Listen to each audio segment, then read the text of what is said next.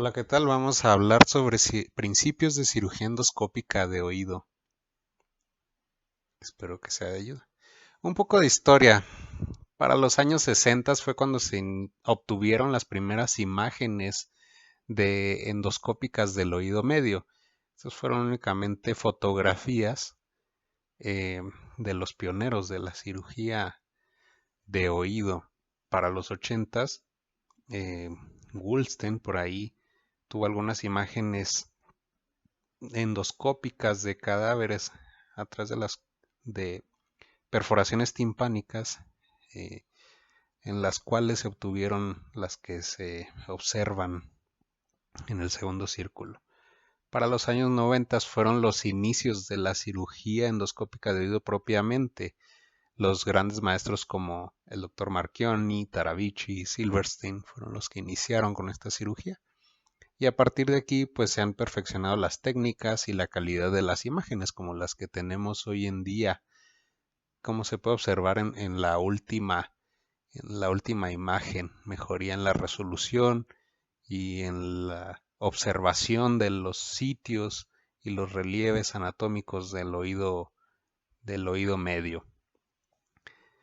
A diferencia de la cirugía microscópica de oído, que es la que tradicionalmente se realiza, bueno, la cirugía endoscópica no tiene esa eh, habilidad que tiene la cirugía microscópica de darte una visión binocular, por lo que la profundidad o la sensación de profundidad que tienen las imágenes, pues tiende a ser menor. Esta se realiza a través de una lente que está conectada a un equipo de video y que permite una visión amplia de cavidades a través de pasajes estrechos. Como se ve en esta imagen, la luz que se transmite a través del mirón del microscopio pues tiene una trayectoria lineal.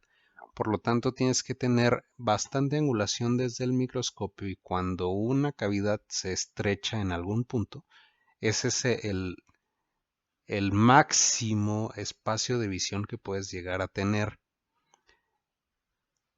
En cambio, en la visión endoscópica, pues la punta de la cámara es la que lleva la luz, por lo tanto te da un espacio más amplio de visión y de luz. Si quieres lograr el mismo rango de visión con el microscopio, pues tienes que hacer abordajes más amplios, un abordaje retroauricular, quitar hueso sano, hacer mastectomía para llegar a espacios recónditos del oído medio que tienen que ser accesibles a través de estos espacios. Es decir, el campo tiene que estar más abierto al final. La cirugía microscópica tradicionalmente se dice que es una cirugía de dos manos, como se ve en la imagen izquierda. La cirugía endoscópica yo diría que también es una cirugía de dos manos hábiles, en la cual tu mano no dominante pues tiene que tener la habilidad para angularse, para mantener la imagen estable, para poder cruzarse con la otra mano al estar manipulando los instrumentos a través de pasajes estrechos, de tal manera que te permita la visualización de las estructuras de la manera requerida. A diferencia del microscopio, que tienes que mover el gran cabezal para poder llegar a ángulos y para poder dirigir la luz hacia donde mayormente la necesitas. Aquí únicamente tienes que movilizar tu mano. La imagen de la izquierda nos muestra cómo se ve la imagen microscópica con esa trayectoria lineal de la luz, en la cual únicamente nos permite visualizar las estructuras del mesotímpano. En la imagen de la derecha, una imagen endoscópica, podemos visualizar perfectamente, colocando el endoscopio en el conducto auditivo externo con esta lente de gran angular, por ejemplo, que tenemos del lado derecho. Podemos visualizar estructuras del retrotímpano, del hipotímpano, del protímpano, ligeramente del epitímpano. Tenemos un gran acceso a la visualización de casi cualquier parte del oído con una lente gran angular. nos permite visualizar estructuras que generalmente parecieran únicamente teóricas y que no son posibles de visualizar adecuadamente en el microscopio. Bueno, en el endoscopio nos hemos dado cuenta que todas estas estructuras del oído medio, todos estos relieves, pues son reales y son delimitados de una manera con bastante calidad de imagen. Un sitio muy importante para la visualización que ha permitido el endoscopio, pues es el seno timpánico, el cual incluso en cirugía de oído crónico de colesteatoma, el muro bajo, pues pudiera tener limitaciones para llegar hasta esta zona. Los senos timpánicos A y B con lentes anguladas pueden ser visualizados y explorados de manera adecuada con el endoscopio. No así los tipos C, en los cuales pues ya tendríamos que hacer un abordaje retrofacial probablemente para poder abordarlo con una mastectomía y un abordaje retroauricular.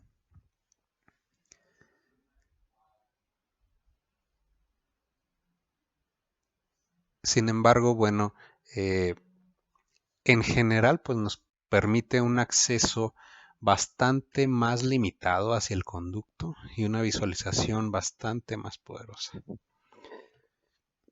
En general, las ventajas que ofrece la cirugía endoscópica pues son un abordaje de mínima invasión, en el cual pues vamos a dañar menos los tejidos blandos y el hueso sano para poder acceder a sitios que se encuentran más escondidos, por así decirlo, con una menor disección. Por lo tanto, los tiempos de cirugía para cerrar y hacer un abordaje retroauricular, por ejemplo, van a disminuir, o incluso el tiempo de estancia intrahospitalaria. Podrían ser pacientes que pueden irse a su casa el mismo día de la cirugía y no tener que quedarse en casa en hospitalización un día más. En general, con el microscopio, la mano va delante de la visión y a veces con tus dedos puedes tapar algún sitio de visión hacia donde llevas el instrumento. El endoscopio lo llevas prácticamente a la par del instrumento y esto te permite tener un rango de visión mayor y en el mismo plano. Las áreas con los lentes granangulares puedes verlos de manera adecuada. Con lentes angulados de 30, 45, 70 grados puedes llegar a visualizar estructuras que son poco accesibles. No es necesario cambiar el aumento como lo haces en el microscopio. Tienes que mover el cabezal, mover el aumento, mover el foco. Esto se consigue automáticamente con el endoscopio y puedes hacer mayor o menor aumento únicamente con movilizar tu mano hacia adelante o hacia atrás. Los equipos son relativamente más accesibles. Cualquier hospital de segundo nivel podría tener una torre de endoscopia en la cual puedes adaptar tus endoscopios y comenzar a trabajar con esto. Ahora, si tienes una clínica que estás armando o solicitas alguno de los dos equipos, es más probable que se consiga un microscopio, que son más accesibles económicamente que una torre de endoscopía completa y de calidad como se requiere para la cirugía endoscópica de oído. Para la enseñanza de academia, bueno, esto puede ser cierto o falso. Es cierto en el sentido de que la pantalla puede ser accesible a un número mayor de observadores y bueno, esto te permite verlo de mejor manera, no así para la curva de aprendizaje que es larga.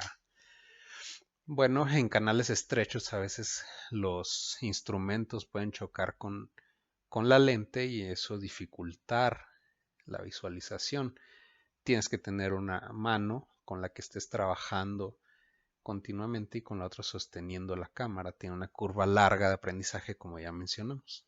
Si bien la visión te permite llegar a sitios muy recónditos, no así el instrumental, por lo tanto debes tener instrumental angulado para llevarlo. Y bueno, debes tener experiencia manejando el endoscopio porque la sensación de profundidad no está dada como en el microscopio, donde tienes la visión binocular. Y mucho cuidado se debe tener con las lesiones que puede generar el calor. Por tanto, hay que saber manejar la intensidad de la luz para evitar daño sobre todo al nervio facial, al oído interno y a los tejidos blandos que pudieran encontrarse y de los cuales no estás teniendo cuidado por tener la visión más adentro en el oído medio. En general, pues bueno, son desventajas que pueden ser superadas teniendo mucha paciencia, teniendo equipo adecuado, como lo vamos a ver a continuación. Para operar cirugía endoscópica de oído, pues debes tener una torre de endoscopía que cuente con un monitor HD. Debes tener un equipo de grabación adecuado, una cámara de 3 chips de preferencia que sea también HD y una fuente de luz, sobre todo que sea luz fría. Sobre todo evitar las fuentes de luz que son de xenón, que son las que mayormente producen daño inducido por calor. Las lentes son rígidas, como estas que vemos a continuación. En general, iniciar con 0 y 30 grados, pero es preferible tener 45 y 70 también. Se prefieren las lentes de 3 milímetros y de 14 centímetros de largo. Todo el instrumental que se utilice, pues debes tener angulado para acceder a varios lugares que se accede con la visión, pero más difícil con el instrumento. Y para suplir la acción de 2 manos, pues bueno, muchos de tus instrumentos deben tener aspiración para poder realizar 2 acciones con el mismo instrumento, disectores de conducto, bisturíes, etcétera, y todas tus pinzas anguladas. En general, la sala se debe distribuir de esta manera. Idealmente debes tener el microscopio a un lado para que puedas tenerlo a la mano en caso necesario. Tu visión justo enfrente. Puedes operar parado o sentado dependiendo de tu comodidad. Maestros como el doctor Marchioni o el doctor Flavio Nogueira prefieren parado porque te da mayor movilidad y se sostienen tus codos, en tu tronco, y esto te permite mayor estabilidad y no cansarte durante la cirugía. Puedes llegar a tener bastante necesidad de sostener por horas el endoscopio y eso llegar a ser fatigable. Las indicaciones de la cirugía endoscópica pues son varias y cada vez se expanden más. En el oído externo pues podemos hacer procedimientos propios de la consulta, propios de la exploración física, procedimientos en consultorio. Para el oído medio podemos tener abordajes puramente endoscópicos o combinados con abordajes microscópicos.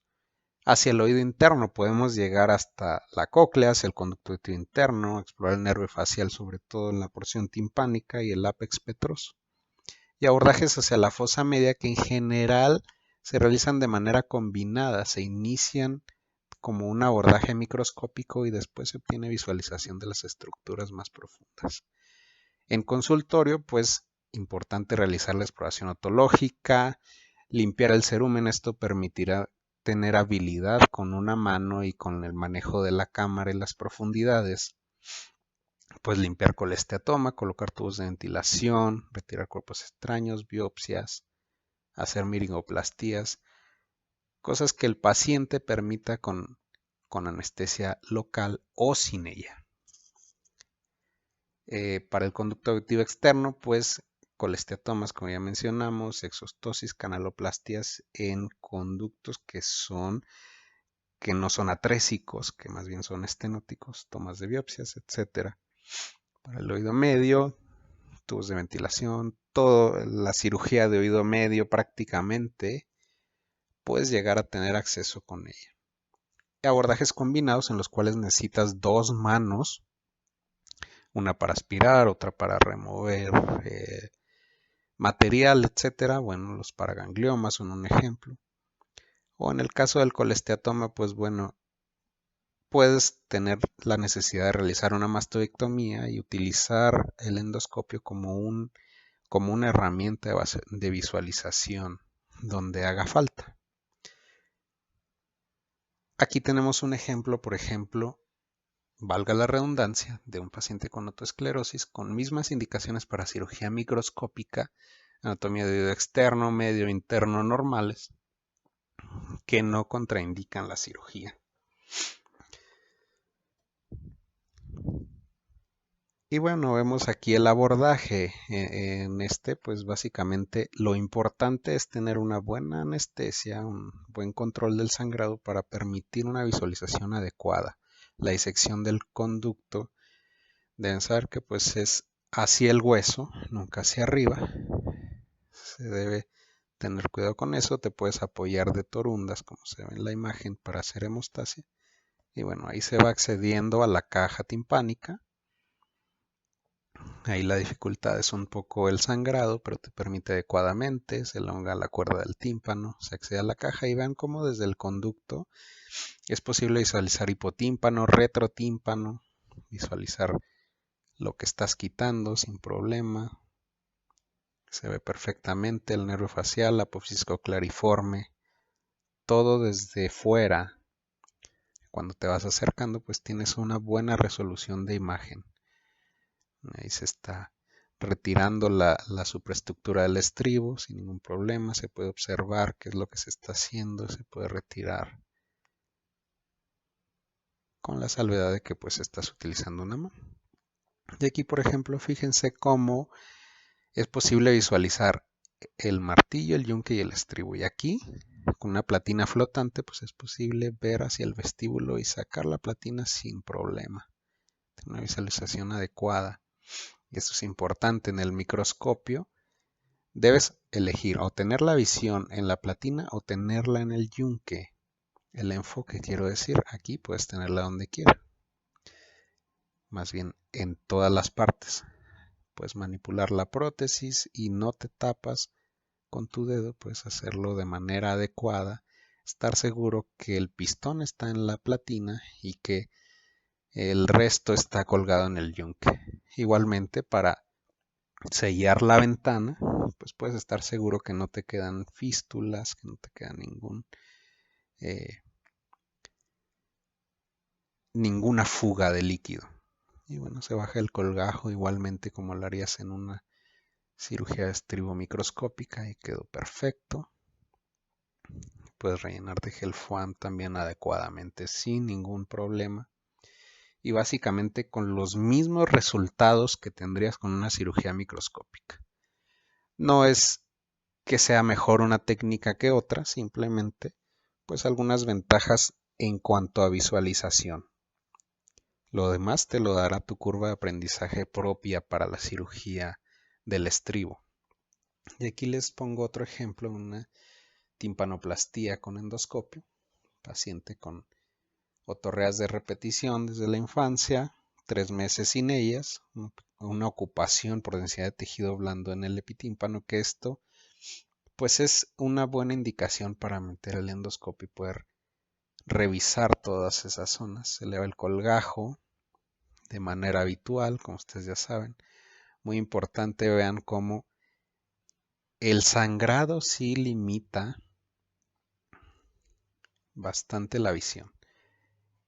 Y en oído crónico, pues a veces también la piel y la mucosa está algo más inflamatoria y te produce más sangrado. Miren ahí cómo se ve martillo, yunque y estribo en el mismo plano. Ahí se puede ver lisis de la apófisis lenticular del yunque. El yunque rodeado por un tejido inflamatorio que bloquea la ventilación del epitímpano. Bueno, por eso ahí lo estamos retirando. Para quizá en un segundo tiempo realizar una ossiculoplastía. Se limpia todo ese tejido inflamatorio y bueno, se coloca el injerto igualmente como se colocaría con un abordaje microscópico. Puedes observar perfectamente el borde anterior de la perforación y tener certeza de que no te quedó mal puesto el injerto. Ahí falta un poquito de cubrir en esa zona, se pone otro pedazo del injerto y listo, queda la timpanoplastia. Sin ninguna diferencia en relación con la microscópica, salvo la visualización. Hablando de la cirugía de colesteatoma, pues bueno, más o menos este es el algoritmo de tratamiento. Debes ver qué tan patente, digamos así, tienes tu conducto auditivo externo. Si es que lo tienes, bueno, puedes tener dos abordajes. El que sea puramente transcanal, puedes hacer una ticotomía o una mastoidectomía retrógrada pequeña, o no hacerla si es que tienes la visualización perfecta de la cavidad. O bien puedes hacer una cavidad abierta, es decir, una mastoidectomía retrógrada y apoyarte con el endoscopio. Si no tienes un conducto auditivo patente, pues lo que tienes que hacer primero pues será un abordaje endaural que te permita una entrada adecuada, quizá una canaloplastia, y después realizar los mismos procedimientos con o sin mastoidectomía, o bien, si no te resulta accesible la patología, pues puedes realizar una mastoidectomía de muro bajo y apoyarte en la visualización del endoscopio para visualizar los recovecos y estar seguro que no tienes enfermedad residual, que eso creo que en oído crónico puede ser la mayor de las ventajas. Poder acercarte, aprovechar la magnificación y la alta resolución de las imágenes para poder limpiar todo muy bien. En colesteatoma, la cirugía puramente endoscópica está reservada para los colesteatomas que son mesotimpánicos o epitimpánicos, que no sobrepasan el límite posterior de la apófisis corta del yunque, o bien en mastoides ebúrneas con un antro muy pequeño podrías llegar hasta ahí. No así para colesteatomas los cuales se vayan a una gran cavidad de mastoides, o sea, un antro grande, una mastoides bien hematizada o esclerodiploica, no va a ser posible alcanzarlo con el endoscopio. Por lo tanto, tendrás que hacer cirugías combinadas. Puedes iniciarla de manera endoscópica e irte hacia atrás y limpiar la mastoides y hacer un abordaje microscópico. Después introducir el endoscopio para ver si te ha quedado enfermedad residual. O bien iniciar la microscópica y después apoyarte del endoscopio para poder tener certeza de la limpieza. La curva de aprendizaje, como ya bien lo vimos, es larga. En este estudio realizado en China, se hizo en médicos residentes, en los cuales se encontró que para poder tener resultados en cuanto a éxito anatómico que sean adecuados, debes tener por lo menos 50 cirugías. Y para tener resultados que sean reproducibles en tiempo con la cirugía microscópica, pues debes tener por lo menos 150 cirugías para hacerlas en un tiempo considerable y de manera habilidosa. Entonces, si se fijan, sí es bastante larga la curva y es complejo y se va a topar con un camino bastante tortuoso.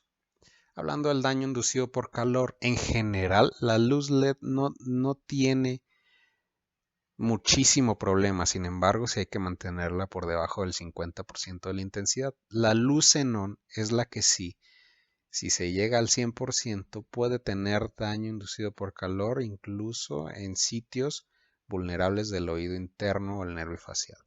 Por lo tanto, la luz xenón se recomienda por debajo del 40%, mantenerla en este margen y no sobrepasarlo. También, sobre todo, en el instituto hemos tenido problemas de daño hacia los tejidos blandos. Esta es la experiencia que se ha tenido en los últimos 2 años, más o menos en el mismo porcentaje de estapedectomías, timpanoplastías, ossiculoplastías y colocación de tubos de ventilación. Únicamente una descompresión microvascular en la cual se hizo un abordaje microscópico y para llegar a visualizar el ángulo punto cero del oso, se utilizó el endoscopio y de esta manera se realizó la descompresión microvascular. Para el cirujano que está iniciando con la cirugía endoscópica de oído, hay 10 mandamientos. Primero hay que tener cierta habilidad desarrollada, ya sea en un curso de disección o en el taller de hueso temporal que ustedes tienen a disposición. Es indispensable tener un equipo de visión adecuado, lentes de 0 y 30 grados, cámara de 3 chips, monitor HD y el instrumental. Debes tener todo listo, prever cualquier contratiempo, cualquier situación inesperada, tener tu microscopio a la mano para cuando te atores en la cirugía endoscópica. La fuente de luz por debajo del 50%, si es de xenón por debajo del 40%. Es más fácil para el cirujano diestro iniciar con oídos izquierdos, para el cirujano sordo con oídos derechos. Siempre evitar que se empañe la lente y un paso muy importante es siempre rasurar el conducto. Hay que tener la habilidad de la mano no dominante para movilizar la cámara. Por dos razones. Primero, debes tener sentido de profundidad. Y segundo, si estás realizando un procedimiento en un paciente despierto con anestesia local y se llega a mover, en el mejor de los casos puede dañar tu lente, pero puede dañar también su oído medio e interno. Los lentes angulados tienen un punto ciego, solo ven hacia un lado, y por lo tanto pudieras correr el riesgo, si los metes no con cuidado, de ocasionar, por ejemplo, una disrupción de la cadena. Por lo tanto, se recomienda iniciar introduciéndolos con las dos manos. Y bueno, hay que continuar practicando y esperar contratiempos. Como bien lo dice el Dr. Schobert, esto puede ser una cirugía desquiciante. Entonces hay que manejarse siempre con mucha paciencia.